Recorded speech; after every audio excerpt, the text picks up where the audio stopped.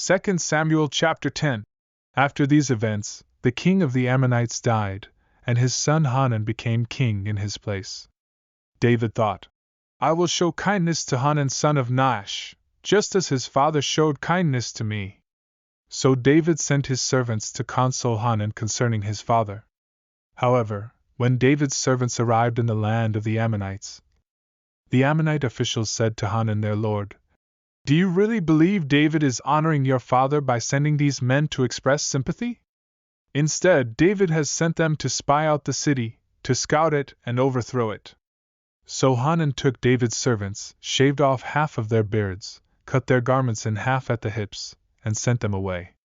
When David was informed, he sent messengers to meet them, since the men were deeply humiliated. The king said, Stay in Jericho until your beards grow back, then return.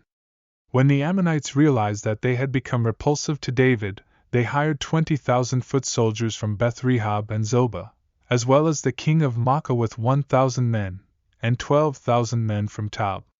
When David heard of it, he sent Joab and the entire army, the mighty warriors. The Ammonites marched out and lined up in battle formation at the entrance of the city gate, while the Arameans of Zobah and Rehob and the men of Tob and Maacah were in a separate field. When Joab saw that there was a battle line in front of him and another behind him, he selected some of the best troops in Israel and lined up in battle formation to engage the Arameans. He placed the rest of the forces under the command of his brother Abishai, who lined up in battle formation to engage the Ammonites. If the Arameans are too strong for me, Joab said, then you will be my help.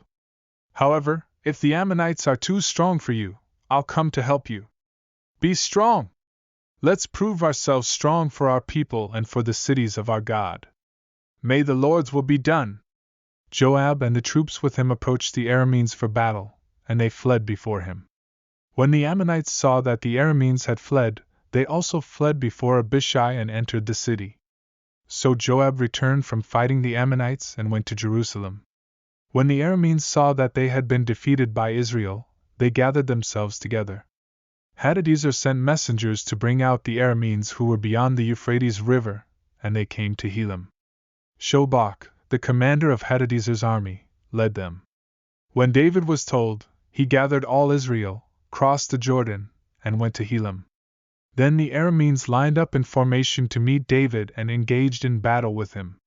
But the Arameans fled before Israel, and David killed 7,000 of their charioteers and 40,000 foot soldiers.